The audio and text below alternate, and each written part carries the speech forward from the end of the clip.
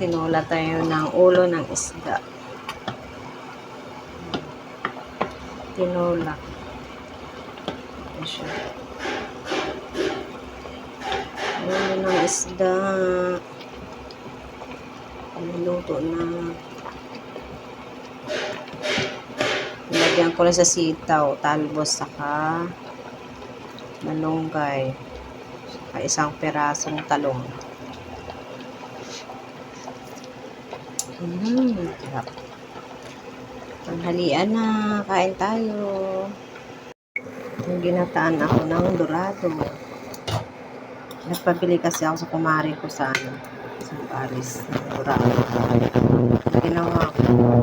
Pinakasagot ko na lang sa ginataan.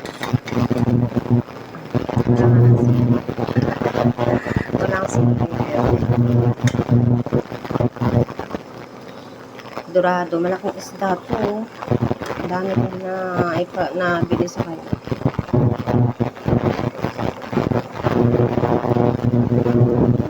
Sarap.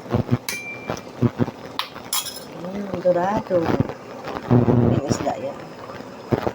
Paborito ni tatay ko. Kaya lang di siya pwede nitong ginata. Pero marami pa sa rep yan. Dami kong binili.